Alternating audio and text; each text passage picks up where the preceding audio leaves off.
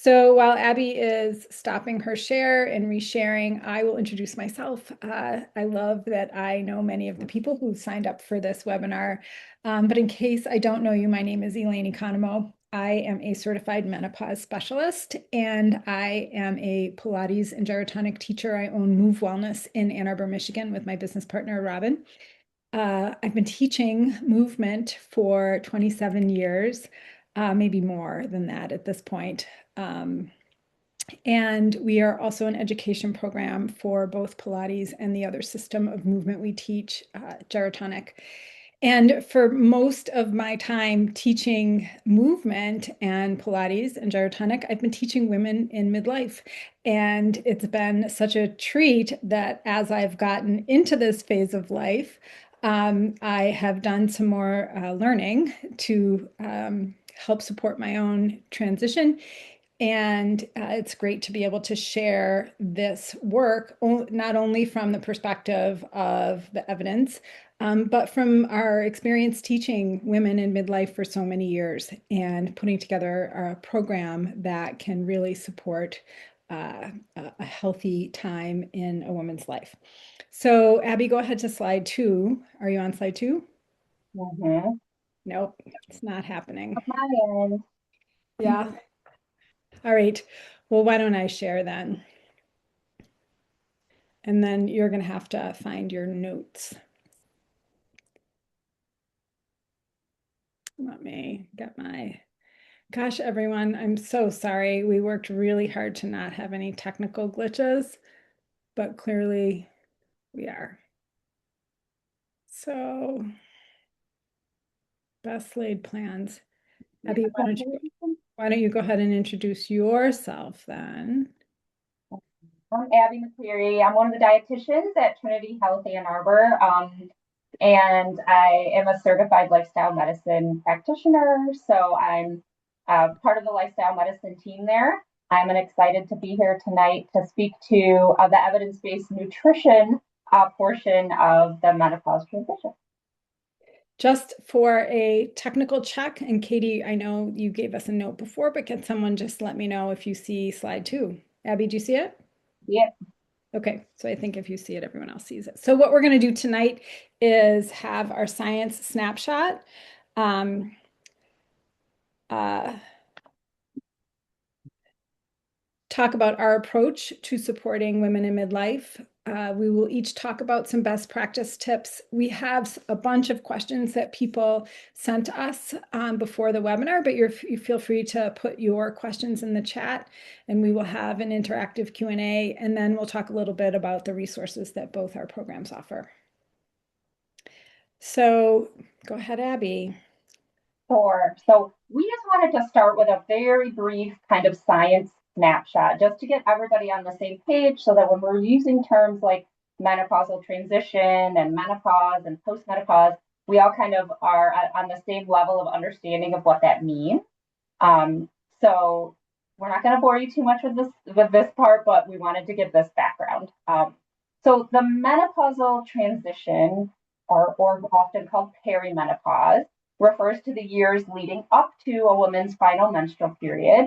For most women, this phase can last anywhere between 2 and 8 years, and it's really a time when hormone levels begin to shift in noticeable ways. And those hormone changes can affect things like temperature regulation, mood, sleep, and metabolism. And they can also influence longer term health. So during this window, we see kind of an increased risk for several chronic conditions. And a lot of what's happening during this transition is driven by changes in sex hormones, especially estrogen and progesterone, which are primarily produced by the ovaries. So during perimenopause, these hormones fluctuate and gradually trend down. And that's what often contributes to common symptoms like hot flashes, mood changes, and irregular periods. And estrogen in particular plays a very protective role throughout the body. So estrogen receptors are found in the heart, in the brain, in our muscles and bones. And so as those estrogen levels decline, those protective effects are reduced.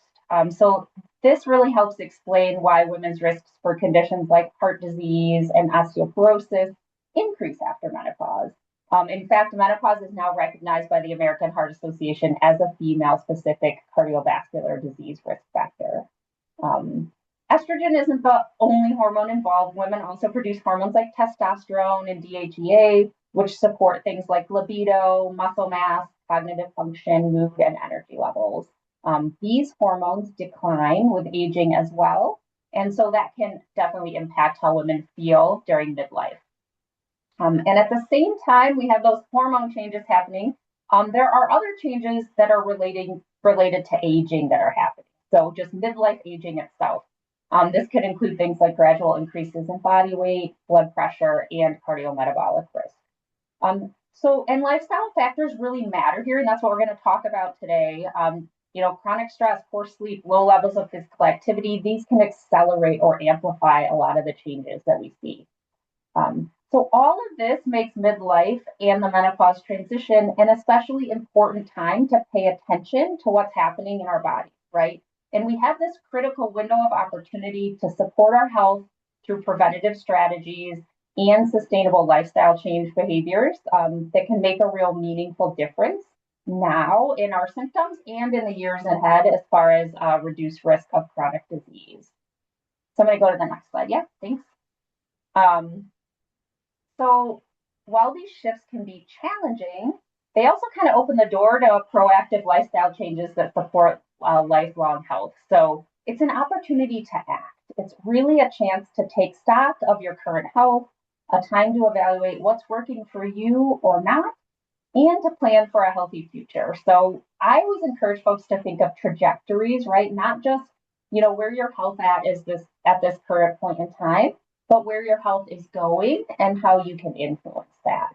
We're going to talk today about some lifestyle changes as the foundation to support moving towards, health in the future. I also like to remind folks, that you can control behaviors and not outcomes, right? So a lot of what we're going to focus on today is those practical behaviors that you can incorporate. And that aging well is not a passive process. So the goal of this presentation is for you to feel more agency over your health, for you to feel stronger, more resilient, and more capable through the menopause transition and beyond. So before we dive into the content today, I wanted to help frame our approach. We have a discussion that will be rooted in science, but we also want to make room for these strategies to be refined by your personal experience and flexible enough for them to work in your day-to-day life. Menopause affects every woman differently, and we encourage you to pay attention to how you feel and what works for you. You make choices that align with your values and goals and vision for yourself in menopause. Challenge yourself to imagine who you want to be in 5, 10, 20 years and what you want your life to be like. This reflection will help you with the fuel to your commitment to yourself. So being compassionate and treating yourself like you would your best friend. Try not to judge and abandon those crazy patterns we have been indoctrinated with our whole lives. Remember that this is an invitation to let go of the expectations of others and reframe your focus on yourself as the long game. People feel pressure to meticulously analyze every meal or workout against a mental checklist of beneficial criteria. And so many of us feel guilt or shame when we don't get it right. It's important to recognize that striving for perfection is a trap. And we need to let go of that all or nothing attitude. And in my coaching training, we talk a little bit about instead of it being all or nothing, it's all or something. So have an all or something attitude. You can focus on what you can control, which are your health behaviors. In menopause, we can't always control the outcomes, as Abby said, because of that unique experience we all have. The same formula that's been working for us for all these years doesn't necessarily work anymore. I believe it's far more useful to look at the bigger picture and your long-term behavior as it's tied to that vision you created for yourself. That's what really moves the needle when it comes to helping with symptom management and reducing your risk of chronic disease and aging well. I've got two things I'm looking at here. So So we talk a lot about beyond the scale wins. A lot of the questions that came in the registration form have to do with very specific aspects, the outcomes, visceral fat and brain fog and night sweats and getting better sleep, all of those things. And we will talk about those very specifically. But remember that health is the context of all of these aspects: increased energy, improved immunity, better digestion, better quality sleep, mental well being, increased functional capabilities, increased quality of life. So, these are the things that by putting a formula together that works for you and supports your vision for yourself, will. That will happen over time. So, this is what we're aiming for.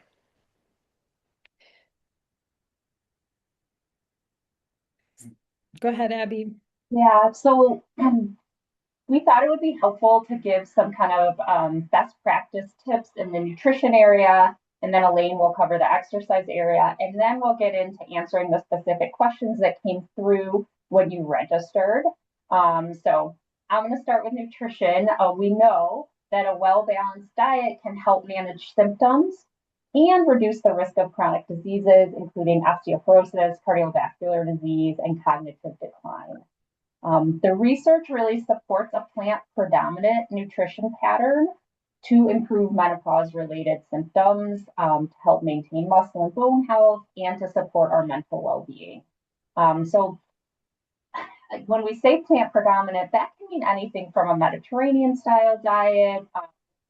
You may have heard of the Mind diet. Vegetarian or vegan. It doesn't have to be vegetarian or vegan though. Some of these diets still include some animal products. Really, the commonality between all of them is that they emphasize nutrient dense foods that can reduce inflammation, support our hormone health, and really promote longevity.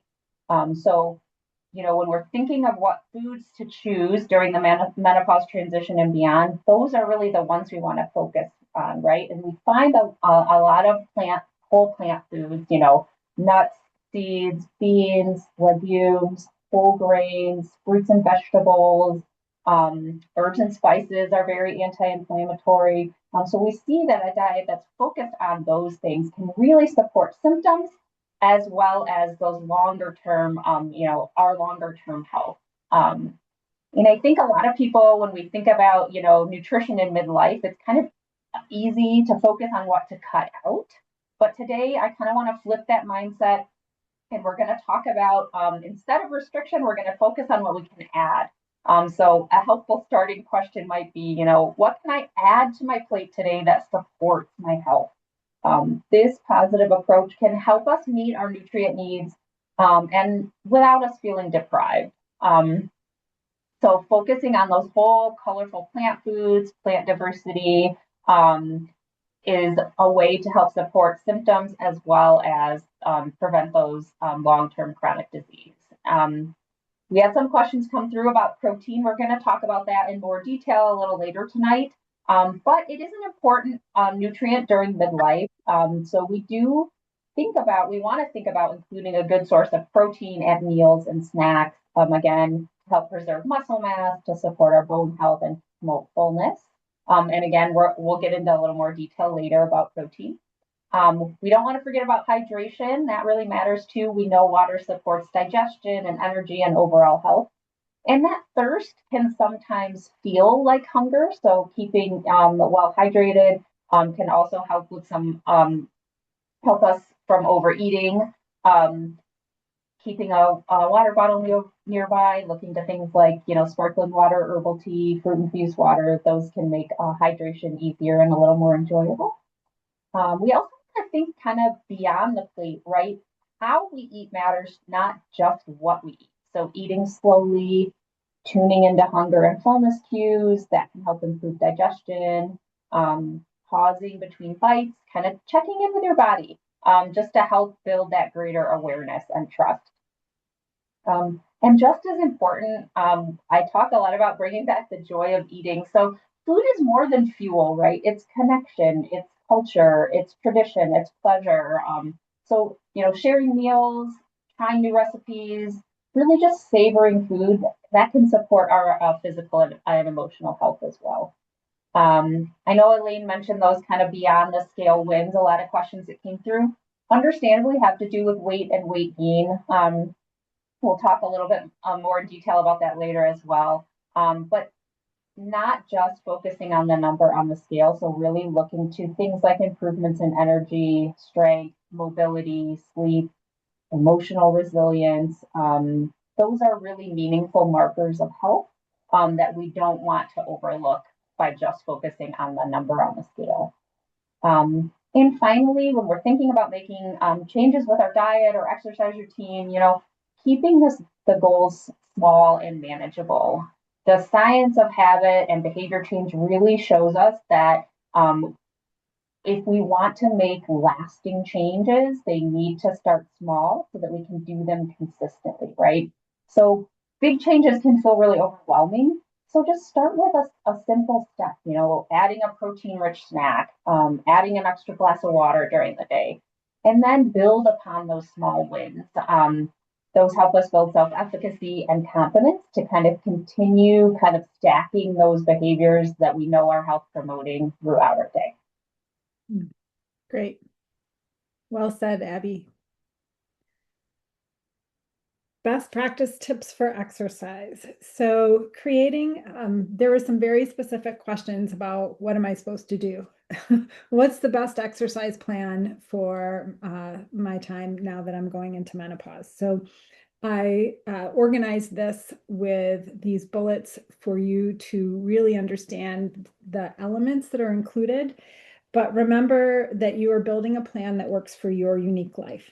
It requires you to reflect on what's important to you in that vision you created and what you already love to do. How much movement you already have in your life. If you have a sedentary job, you want to think about bringing as much movement as possible into your life. So that might mean uh, um, setting a timer and getting up every hour, or um, uh, adding an extra short walk in your day. The elements that can be included to positively impact your health, but you want to think about the fact that the more you move, the more you will be able to keep moving. And my other favorite quote is motion is lotion for all of your joints. First, think about how much you move every day, as I said, and how to bring more regular movement into your life. This might mean setting that timer or going for an extra walk. And the important thing is don't discount any movement as unworthy. You're looking for overall increased mobility and increased movement in your day. Then think about what you love to do and make sure you're doing plenty of that. Maybe you're a runner or a dancer or you like pickleball. And those are the things that you want to make sure that you do, because what the evidence also shows is that the exercise that you'll do regularly is the one you enjoy. And so you want to make sure as you're setting these goals for yourself in this vision that you're fulfilling yourself with the movement that you love. So whatever category of exercise that thing you love to do is in, then you're going to think about the other elements on this list, and we'll go over them in a minute, to add in and build a schedule around that. So the trick is, just like Abby said, you're going to try to build a routine or a plan that's holistic, that touches on each of these, but it's incremental. It's actually something that's feasible for you, because consistency is really key here. We'll talk about recovery in a second. Um, and that's also very important. So the best practice tips are to maintain or gain strength, muscle, and bone, to develop or maintain a solid aerobic foundation, to improve the function of your pelvic floor, maintain or improve functional mobility, maintain or improve balance, maintain or improve power output. And the recommendation is to get 150 minutes of moderate intensity exercise per week and a minimum of 2 strength training sessions per week. But really, in the long run, consistency is key, and building up to an ideal plan, whether it's through loading your frame with strength training or getting your cardiovascular capacity up, It's all going to happen one little step at a time. So building strength is really important during menopause. There are several questions about that. And if you're on social media at all, you see that it is taking up a large part of probably most of our feeds because of how the algorithm works. It all know social media knows that we're all in this age of life. So the idea is that strength training is progressively loading your spine and your frame, all the bones in your body. So you want to build strength safely and sustainably. So slow and steady wins the race. Ideally, you get up to 2 or 3 days per week, 30-minute sessions with at least one rest day in between. There are lots of ways to do this. There are lots of online programs. There are lots of free programs. The goal is that you have to prepare the body. You have to start slow and steady. And you can start with body weight exercises or TheraBands. Pilates is considered strength training to a point. And so you can prepare your body and tissue for doing some of the heavier lifting, and I'll explain what that is in a second. You want to include balance, mobility, flexibility, and core exercises. That's also going to help support your pelvic floor. You're going to start with 8 to 10 reps at a weight you can manage with a few left in the bank. And then you're going to have your incremental additions over time. So if you have specific questions about a strength training program, somebody asked what counts and what doesn't count. So I'm gonna just double check as to where I put this in in the slides. But the study that really shows and really started this conversation around strength training for women in menopause is the Lift More study out of Australia. And that study shows that lifting 80 to 85% of your 1 rep max, doing your deadlifts or your squats or your leg press or your bench press for, I'm going to have to remember how long it was. I think it was a period of time. It was either weeks or months. Actually had a positive impact on many things, including osteoporosis. And the trick is we want to get to loading our frame that way with these heavy weights, but you have to progress into preparing your tissue because of some of the tissue changes that happen in menopause to be able to do that. So in the Lift More study, those folks prepared for 8 weeks before they actually even started the study. So it meant that they worked on their mobility, they worked on their slowly building up their strength. They worked on their flexibility. They worked on their breathing. They worked on their core. They did all of those things. So for you, uniquely, you can create a plan to get yourself to a place where you can do some of that heavier lifting, but you're not going to start it right out of the gate. So you figure out where you are, and then you figure out what you need to be able to get to where you want to go to be doing some of that heavy lifting. But you want that well-rounded plan and touching all of those boxes that we mentioned in the prior slide. And recovery is really important. It changes during menopause, and listening to the physiological cues of your body becomes especially important. We can get more sore than usual. And things like frozen shoulder, hip, and back pain can come when we least expect it. Exercises and routines that were easy and energizing might become more challenging and need more rest and recovery. Think of recovery as a skill to learn and incorporate into your schedule with slots for both active recovery, like stretching or leisurely walk, maybe foam rolling, and passive recovery, which is sleeping or meditating or a warm bath, massage or rest. When starting something new, start very slowly and increase your duration and load over time. These are the things we used to not think about very much, but now they become as important as anything else we do in menopause. So here we are at our time for questions. If you have questions, you can put them in the chat. And what Abby and I will do is we'll start scrolling through. We have a few more slides answering some of the questions that came in the forms that you filled out when you registered. So, all right. How to potentially reduce night sweats and hot flashes, Abby? So this is a question that we got through the form when folks registered. And so I'm going to speak to it from a nutrition standpoint. Honestly, when we look at clinical trial evidence, there's really limited evidence to support dietary modifications as a tool for improving hot flashes. That said, there are observational studies and some surveys that have shown some interesting patterns, including that women who consume more fruits and vegetables tend to report fewer menopause symptoms, including hot flashes and night sweats. And that some women find that including soy-based foods, so that have those phytoestrogens, which are the plant compounds that kind of mimic estrogen in the body. Some women find that consuming soy foods can help reduce the frequency and severity of hot flashes. So we think of those phytoestrogens as being present in soy-based foods like, tempeh, tofu, edamame, in flax seeds, and lignin-rich foods like sesame seeds and berries. In legumes, so lentils, chickpeas, black beans, and cruciferous vegetables, so broccoli, Brussels sprouts, kale.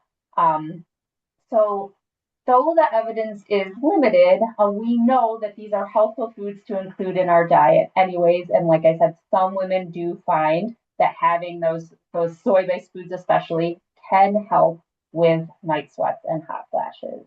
And then again, evidence is limited, but spicy foods, alcohol, and excessive caffeine are thought to worsen hot flashes. So we really encourage you to track your symptoms related to these foods so that you know how they impact you.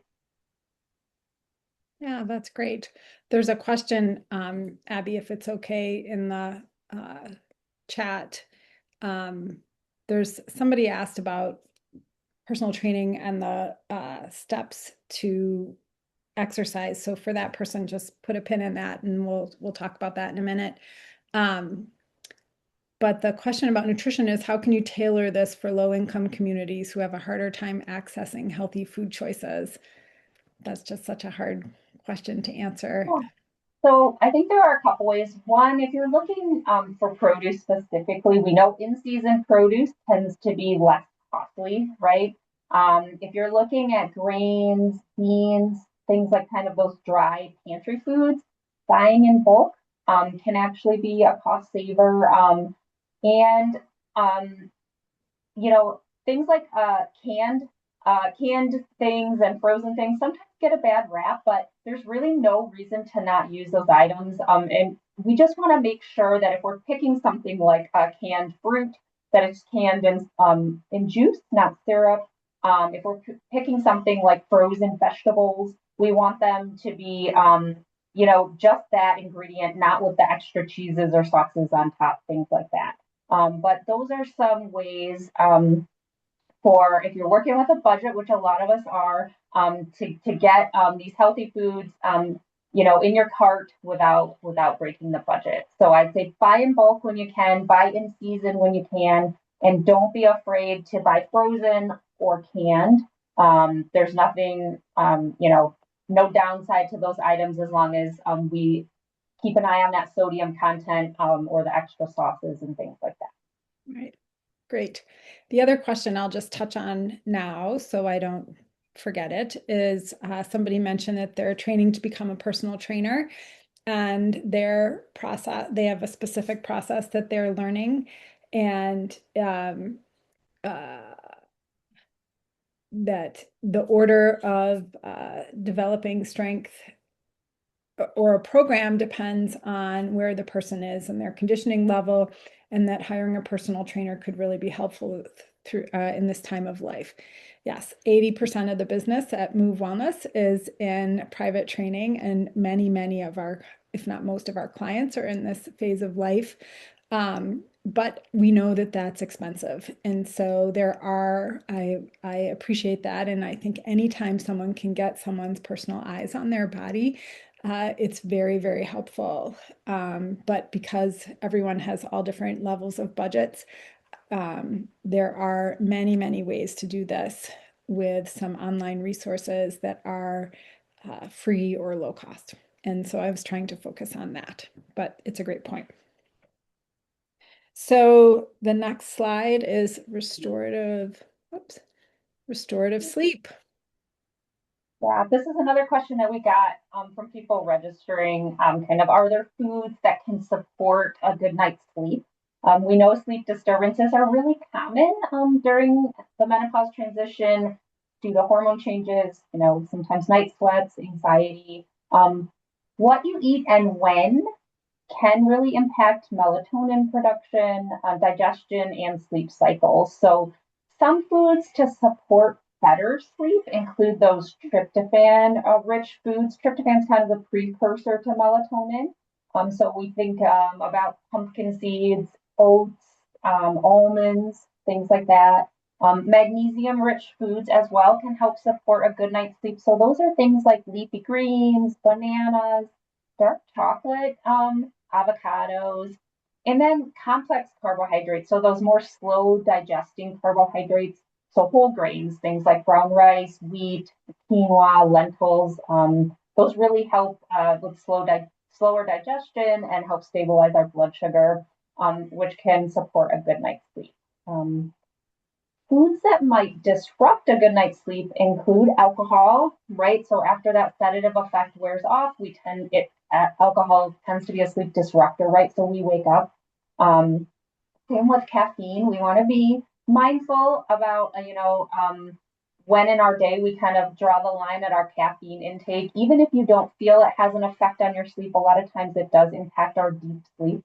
And so the studies give us a range of about between 8 to 12 hours before we go to bed. We want to stop that caffeine intake. And then timing of our meals also plays a part. So we encourage you to kind of enjoy that largest meal earlier in the day, and then opt for lighter fare, 2 or 3 hours before bed. And then give yourself that time, that window before bed of a couple, 2 or 3 hours, after you have your last meal before you're planning to go to sleep, just to give your body time to digest that meal. Yeah. And then from an exercise standpoint, you want to get your intense exercise more than 3 hours before you're going to go to sleep. So you want to limit intense exercise later in the day and in the evening. Um, Gentle activity, mindfulness, mindful meditation, mindful breathing, some stretching or yoga can be really helpful to prepare your body for sleep and get some of the aches and pains that you might be feeling from your day out of your body. But I think the important thing to consider is just sort of getting your personal sleep routine and having good sleep hygiene organized. So create a routine that starts a couple hours before bed, and you create the routine that's meaningful to you. Maybe you put your phone down, maybe not. Maybe you can take a bath. You can dim the lights to tell your body that it's time to go to sleep, or you're getting ready for sleep. Some sort of ritual that speaks to you, maybe something that smells good, some nice lotion or something. So some sort of ritual, some reading, journaling, something that really speaks to you and that will help you start to prepare your body, and you're telling your nervous system that it's getting ready for something. So going to bed and waking up at the same time is really helpful to program your body for good sleep. You want to sleep in a cool, quiet room. You want to keep your bed comfortable, and getting that daylight, 10 minutes of daylight early in the day, helps your circadian rhythm, and turn off those electronics or limit them before bed. And then these things can also help with creating a wake up routine that can positively impact your brain fog. So some gentle breathing before bed. And I wrote down a mindfulness breathing exercise that's uh, where you inhale for 4 counts, you hold your breath for 7 counts, and then you exhale through your mouth for 8 counts. And now the key to that exercise is really that your exhale is longer than your inhale. And so that is working with your nervous system and can be very calming. Now, in the morning when you wake up, you can do the opposite and take some nice deep breaths in and some nice exhales and do some gentle stretches that will help you. And maybe if you like intense activity or you have the capacity to do some of that in the morning, that will definitely help with your brain fog.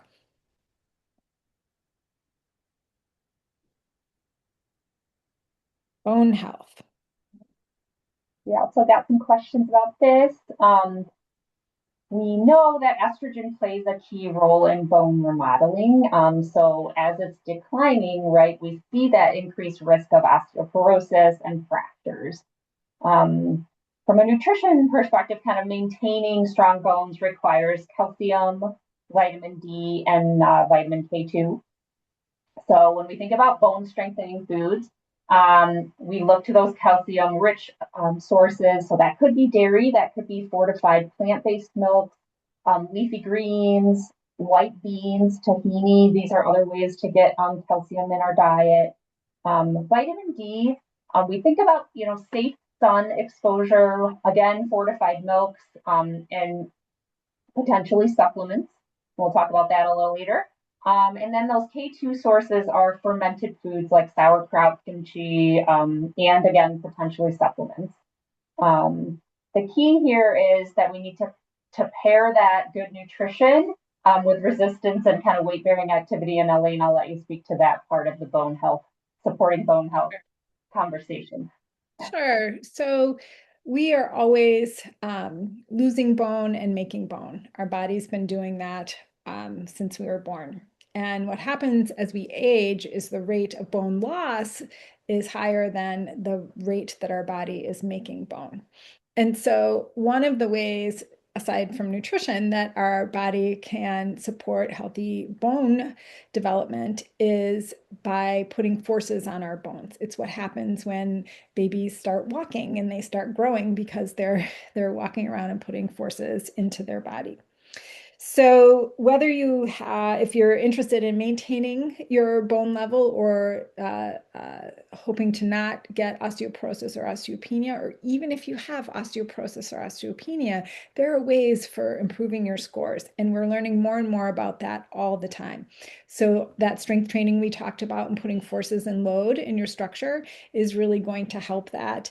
And even if you're not somebody who can, you don't have a weight training or strength training routine right now, you don't have the capacity to do that, even just standing at your kitchen counter and bouncing your heels up and down, if you're not jumping, if you haven't jumped in a long time, those sorts of things are ways that you can start to bring some forces into your bones. So it is important, though, that if you have osteopenia, or especially if you have osteoporosis, that there are some things you need to do modifying your exercise. You do not want to get a stress fracture, a compression fracture in your spine, which is one of the main things that happens. Broken hips, broken wrists, things like that happen when we have that osteoporosis diagnosis, and especially a compression fracture, because it is very painful and can be very debilitating. So the thing to know is that if you have a diagnosis, to exercise safely, there are some things you want to make sure you don't do. So loaded flexion. And loaded flexion in an exercise class is a crunch, or pushing weight and curling your spine forward. That's contraindicated. Picking up a heavy bag of groceries, maybe even not a heavy bag of bending over and picking up anything at this point. We want to keep our spine as long as possible so we don't compress and put forces into those vertebral bodies. Ballistic movement or end range motion. So no swinging your body around and jerking your spine or your hips bouncing up and down like we used to do when we were kids with the bottoms of our feet together and our knees bouncing. There's so much information available now. It's also a really great time to be able to try to get that if you want help, again, putting together an osteoporosis safe exercise routine and can afford a trainer. That is something that a Pilates studio or somebody with some training will help you with. But once you modify your exercises or you understand a little bit about how to take care of your body, the sky's the limit. You want to still continue to be able to do all the things that you did before, just with the knowledge of not putting too much force and load into your structure in ways that could be risky. And I'm happy to answer more questions about that. Somebody put one up, Abby, so I'm going to look. Does walking in place count as good weight bearing exercise? And you'll see that that's a great question. Thank you for asking. Um, lots of times our questions are, the answer is it depends. I'm going to lean towards no. And if you're somebody who walks in place, you need to be able to put that reverberation in your bones. And so if you're walking in place and really feeling that reverberation go up your body, and if you're walking in place in a way that prepares you to maybe jump at some point, then those are the forces that that will work for you. But that idea that if you stand at your kitchen counter and just bounce your heels up and down, boom, boom, boom, boom, and put a little weight into your heels as you do it, forcing them down, if you can walk in place, you can probably do that. So it depends is because it depends on where your osteoporosis is, it depends in your body, and it depends on what your conditioning level is. And so you would have somebody help you figure that out.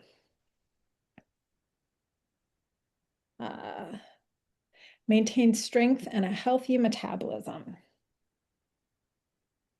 Yep. This is another area where we got a lot of questions coming through when folks registered, questions about weight gain, especially belly weight gain. We know, again, as those estrogen levels decline, a lot of women notice changes in body composition. Muscle mass tends to decrease, abdominal fat often increases, and that combination can contribute to both weight gain and reduced strength over time. So it's interesting. A lot of times that declining estrogen leads to that accumulation of us storing more fat in our abdomen and more as visceral fat. So visceral fat, so we think of subcutaneous fat, the kind we can kind of pinch, right? Visceral fat is that kind of deeper fat that accumulates around our organs. And what the recent evidence is finding is that it tends to be more active fat, so more metabolically active. And that's can be concerning, right? Because it can lead to things like increased inflammation, insulin resistance, so things that can have a detrimental effect. And so we had questions coming through about those body composition changes. Is there anything from a nutrition standpoint that can help either decrease that visceral fat or lead to more positive kind of body composition changes, so increasing that lean mass. I think one of the most effective ways to support lean mass and kind of that metabolism during this stage of life is through a protein adequate eating pattern, paired with resistance training. And Elaine can speak to this. Doesn't matter if you eat a ton of protein, if you're not doing that strength training to go along with it, you're not going to build that muscle. But protein does play a particularly important role during this stage. We know we need adequate amounts to help preserve muscle mass, to support bone health, and it helps us feel full and kind of satisfied. We know, as we age, like Elaine mentioned, we tend to lose muscle at a faster rate. And that affects more than just strength, right? It drives metabolic slowing, it can increase insulin resistance, and it can contribute to frailty over time. So paying attention to protein intake does matter. That being said, I don't encourage kind of obsessively tracking grams of protein at each meal. I encourage you to stay focused on that bigger picture. So aim to include a good source of protein at each meal and snack. If you're looking for a simple place to start, I think breakfast is often an opportunity. A lot of people get very little protein in the morning, so making some adjustments there can have a meaningful impact. Um, we know that animal protein is one that people kind of tend to think of when we talk about protein. There are also some very protein-rich plant foods, legumes and beans. You know, lentils, chickpeas, black beans, soy-based products like tofu, tempeh, edamame, and soy milk, nuts and seeds. And so if you're looking to include more plant foods in your diet and keep your protein intake up, those may be some good sources. Um, a lot of people ask how much protein should I eat. It depends on your activity level, your age. I would say around 1.2 grams of protein per your preferred kind of body weight is a good starting point. But again, we want to make this individualized, right? And so if you're looking for that individual plan, we really encourage you, if you have the opportunity and the means, to talk with a registered dietitian. They can review kind of, all the things that come into play and really give you an individual recommendation there. And then keeping your metabolism active with all the forms of exercise we have already talked about will contribute to mitigating sarcopenia, or the rate of age-related muscle loss. So that's what happens as we age. That plays a role in fractures, falls, and functional performance. And so we can see that there's a theme here about moving more for all the different facets of our life and the impact of menopause. So, heart health.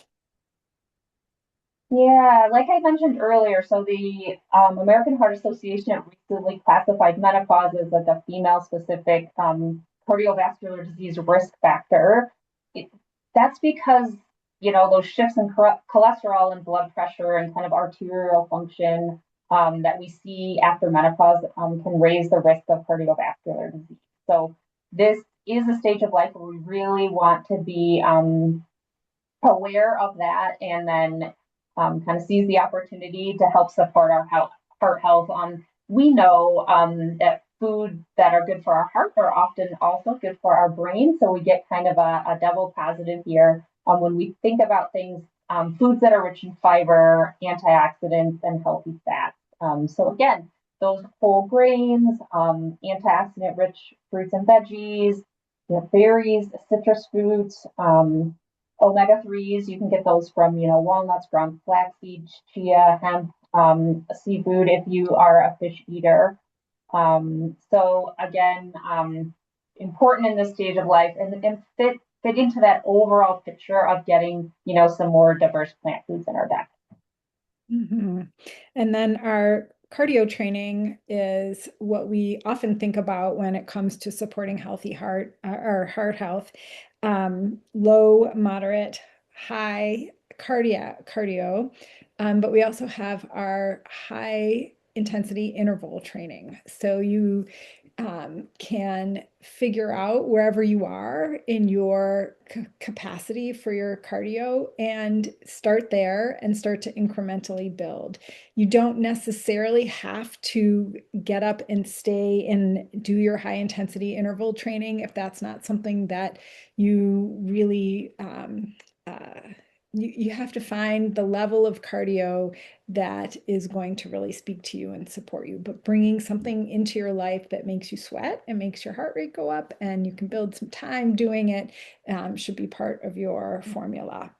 I want to just mention that somebody asked a question about a weighted vest online, and I forgot to answer it in the last slide, a couple of the last slides. And for bone health and for building strength and endurance, wearing a weighted vest is not a bad idea. what you want to do is you want to start at 3 to 5% of your body weight. And you want to, again, start very slowly. If you want to add a weighted vest into your routine, I wouldn't start out the gate running in a weighted vest. I would start with a walk and then a brisk walk and then build up the time that you're walking. And if you decide you want to run or do something that's more cardiovascular in your weighted vest, just build up your endurance so that those compressive forces don't hurt your spine. Uh, it will help, it will change your heart rate. I've worked with one just in my walking and my brisk walking in my forest, and it definitely changes your heart rate. So my heart rate went up a little bit when I was doing my walks with my weighted vest. So the other popular type of wearing weight is rucking. And wearing a rucksack is different in that it actually helps you stand upright a little more. And so it impacts your posture and you use your core a little more. You have a belt that goes around your waist. I haven't tried it, but it looks pretty cool. So it would be like wearing a heavy pack on your back. Abby, we have a couple more slides and we are almost done. So we don't want to take up everyone's whole evening. Food cravings was one question. Yeah, so we had questions coming through about cravings. We know during menopause, the fluctuating estrogen and cortisol levels can heighten cravings and emotional eating. And those hormonal shifts can make us more sensitive to stress and more likely to seek comfort through food. Rather than fighting cravings, I encourage you to kind of respond with curiosity and awareness.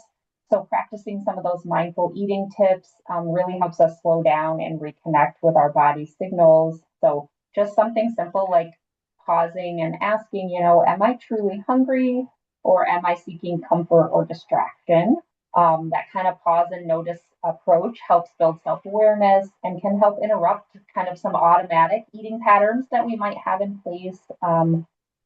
Regular physical activity, adequate sleep, balanced meals, all that helps kind of stabilize blood sugar and can help reduce the intensity of craving. And then again, some mindfulness practices like body scans, breath work, journaling, those can also help us tune into our emotional needs and respond with compassion rather than impulse. So those are my tips on food cravings. And I think the That's last great. questions that we had come through were about supplements. A lot of women during midlife and the menopause transition consider adding supplements. While some may be beneficial, supplement needs are really highly individualized. And we want to remember that no supplement is going to replace the foundation of these healthy lifestyle behaviors that we're talking about. So they can help support in some cases, but they can't, fix quote unquote what lifestyle hasn't addressed. Um, it's Hey, all, Abby, yeah. I'm sorry to interrupt you. Somebody asked a very specific question. It's a really well said. Can eating whole foods alone cover all our nutritional bases without needing supplements? Um, if you plan out your diet really well and have a really diverse amount of plant foods, maybe. I would say that B12 is one of those things that if you're fully plant based, you'll always need a supplement because we only get that from animal food. So B12 is one of those that you need to take if you're a fully plant based eater. I also, we look at things like vitamin D, calcium, K2. Those are some common supplements. So I would encourage you to have those levels checked, and that way your provider can give some recommendations around if you do indeed need to supplement those things. Vitamin D is one of those things. It's hard this time of year when we live here where we don't get a lot of sunshine. We don't find vitamin D in many foods. It is in some fortified milks and things, but so that could be a tricky one as well. If you're going to take a supplement, look for those third-party verifications. So you might see that USP, NSF, those symbols that are on the slide there. That means that if they've been third-party tested and what's in the bottle, what it says is in there is actually in there, and it helps ensure that it's free of contaminants and those types of things. I also want to quickly point out that there are some permissive marketing rules that supplement manufacturers are allowed to kind of make those structure or function claims like supports menopausal comfort or helps with hot flashes. They can make those claims without proving clinical benefit, or even if they don't have a lot of evidence, as long as they don't claim to treat or cure a disease. So I think this can be really misleading for consumers. So keep an eye out for those products, and be cautious about the claims that you might see on the front of the bottle. That's great. Someone asked a question about using a trampoline for bone health. And I am going to tell you that jumping on a trampoline has a lot of great impact, positive impact on your body. It helps with your lymphatic system and your circulation, and it can be cardio, but it's not for your bones. We need, it might be for to a certain degree as you get started with your moving, but the soft bounce of it is not putting forces up into your structure. So I would strongly encourage, if you have a trampoline or if you have the opportunity to try it, it's actually really good for a lot of things. It's really fun cardio and it's good for your lymphatic system. So it actually helps you feel better and feel more energized, and can help you feel less achy doing cardio, but it's not necessarily something that will help with bone health or build strength. So, Abby's course. Yes. So, through the lifestyle medicine program at Trinity Health, we do offer our Thriving Through Menopause and Beyond class series. This is a 5-week virtual class series. Our next session starts January 19th. This is really designed for anybody that's looking for evidence-based support as they navigate menopause and the years beyond. We go through each pillar of lifestyle medicine, what the evidence says, and some really practical tools and tips, and expert guidance to kind of address each pillar. So we talk more about nutrition, restorative sleep, physical activity, stress management, connectedness, and avoiding risky substances. So really a nice way to explore the evidence-based lifestyle approaches that can kind of help ease, common menopause symptoms and also lower the risk of chronic conditions like we talked about, heart disease, diabetes, osteoporosis, those things. These classes are billed to insurance. If you scan that QR code, it will take you to a page that has lots more detail about that, as well as answer some common questions. And if you have any questions about the class, we're going to share our emails at the end. I'm happy to answer them. And then our program is Move Well in Midlife. It is a 6-week program for women in the menopause transition. So we help you build a routine and your strength and mobility and flexibility using the system of Pilates. You start with a coaching call. We do 2 in-studio classes a week to start to build that cadence. And it's a small group. There's only 6 women in the class. So you get a lot of personalized attention, help you with your form and unravel postural issues. And you get a 3rd workout a week emailed to you, and it's an at-home virtual workout. It might be one of our bar classes. It might be a yoga class. We include in the live classes in the studio some pelvic floor exercises, some osteoporosis, bone health exercises. We do some strength training in addition to each class is 75 minutes. So while we will do a mobility session using Pilates, we also do some strength training. And you get a personalized homework routine so that you have a little movement vitamin, I like to call them, that you can practice every day. So we have a session starting next week, And you're going to get an email tomorrow just giving you a little bit of a discount if you want to join us next week. But we have four other sessions, 5 sessions total this year. So if you have questions about that, I'm happy to answer those. But we've run the program 6 or 8 times now, and we've had a really great response. And some of my teaching team is on this call, and we just love working with this group of women and carrying them through. It's a nice little community building experience for all of us. So I think we did it, Abby. Thank you so much. It's a little glitchy, but we made it through. And if anyone, oh, we've got some questions. Yeah, let's see. Um, Alyssa said, thank you so much.